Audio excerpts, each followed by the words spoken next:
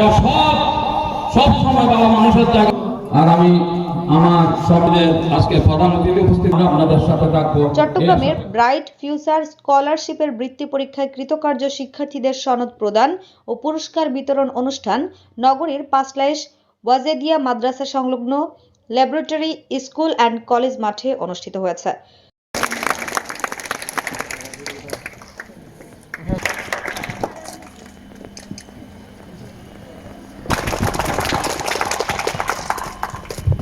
শনিবার 24 জানুয়ারি দুপুরে আয়োজিত অনুষ্ঠানে প্রধান অতিথি হিসেবে উপস্থিত ছিলেন চট্টগ্রাম মহানগর বিএনপির সাবেক দপ্তর সম্পাদক ও পাঁচলাইশ সিটি কর্পোরেশন বালিকা উচ্চ বিদ্যালয় গভর্নিং বডির সদস্য মোহাম্মদ ইদ্রিস আলী। আজকের অনুষ্ঠান থেকে ধন্যবাদ জানাবো।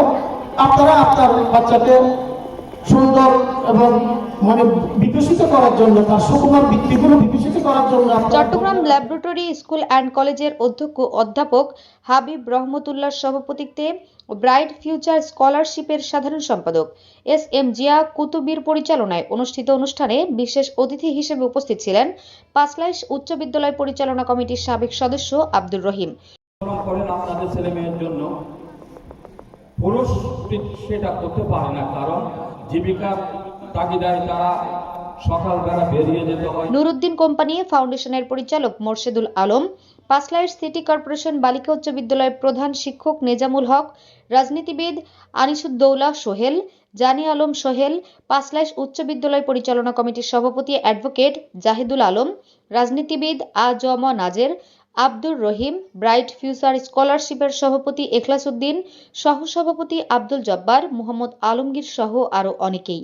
পরে প্রধান অতিথি সহ অন্যান্যরা ব্রাইট ফিউচার স্কলারশিপ পাওয়া 40টি স্কুল ও মাদ্রাসার মোট 48 জন শিক্ষার্থীকে সনদ ও পুরস্কার তুলে দেন।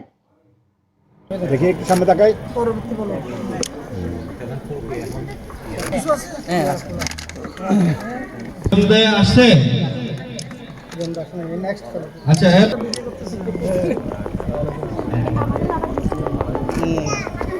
ঠিক রাখতে হবে। সেই জন্য আমরা যে বিগত সরকার আমরা ভালো করে ভোট দিতে পারি নাই, আমাদের কষ্ট ছিল, আমাদের একটা আবেগ ছিল। আজকে 16 বছর পর হলো আমাদের এই আবেগের জায়গাটাকে আল্লাহ আমাদেরকে পরিষ্কার করে দিয়েছেন।